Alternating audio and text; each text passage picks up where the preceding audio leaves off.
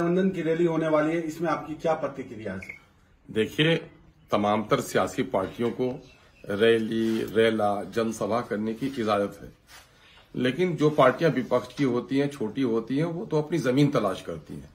लेकिन इस वक्त महागठबंधन के लोग रैली कर रहे हैं, तो ये रैली कई एतबार से बड़ा अहम है। अब देखने की जरूरत यह है कि महागठबंधन में वो घटक भी शामिल है जो लालू जी का घटक है, यानी कि राजद शामिल है, और तेजस्वी साहब जो इस वक्त डिप्टी चीफ मिनिस्टर हैं, मुमकिन है कि वो सीमांचल में आकर बड़ा ऐलान करें तो सीमांचल के लोगों के लिए बड़ी खुशखबरी होगी। लेकिन जहां तक मुझे पता है कि पिछले दिनों में अमित शाह आए थे, सांप्रदायिक तनाव पैदा करने की अपनी मनसूबाबंदी करके गए हैं, और ये लोग उसी पर अपनी फसल काटने के लिए आ रहे हैं कि सीमांचल के सीधे साधे लोग, माइनॉरिटी, दलित और पिछड़े लोग, जिनको 75 साल तक आजादी के अब तक कोई हिस्सा नहीं मिला, फिर एक बार इनको बीजेपी का और सांप्रदायिकता का खौफ दिखाकर फिर इनको अपने झोले में कसा जाए। अब तक तो मुझे यही मालूम है।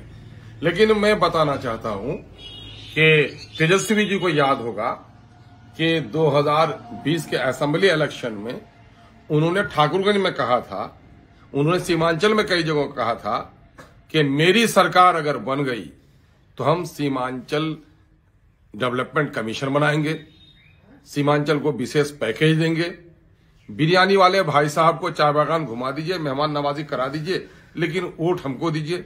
इत्तेफाक से हुआ यह है कि बिरयानी वाले भाई साहब के लोगों को तोड़कर आप अपने झोली में भी कर लिए हैं। कुछ वोट तो आपको पहले मिले थे और बाकी कसर आपने पूरी कर ली हमारे लोगों को छीनकर।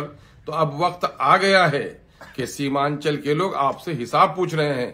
सीमांचल आ रहे हैं, आपका इस्तकबाल है कन कन की ओर से, जन जन की ओर से।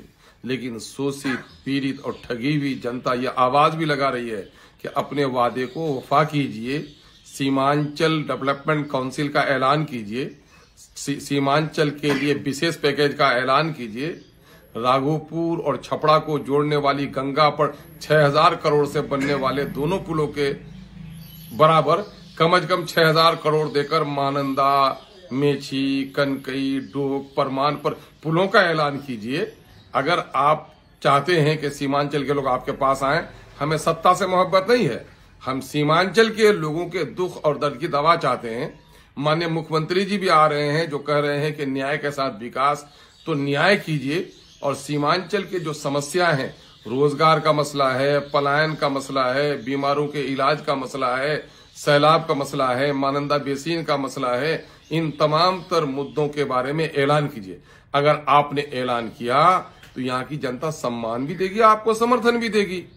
और अगर आपने फिर अब की बार वही कहा कि मुर्गी के डरवे में ऊपर से पानी का छींटा देकर, जिस तरह से मुर्गी को बोरी में कसकर कोई ले जाता है, ठीक उस तरह कहिएगा कि बीजेपी का खौफ दिलाकर फिर हम सीमांचल के लोगों का वोट ले लेंगे, तो गया वो दौर सरमायादारी गया, दिखाकर तमाशा मदारी गया। अब मदारी का तमाशा बार बार चलने वाला नहीं है।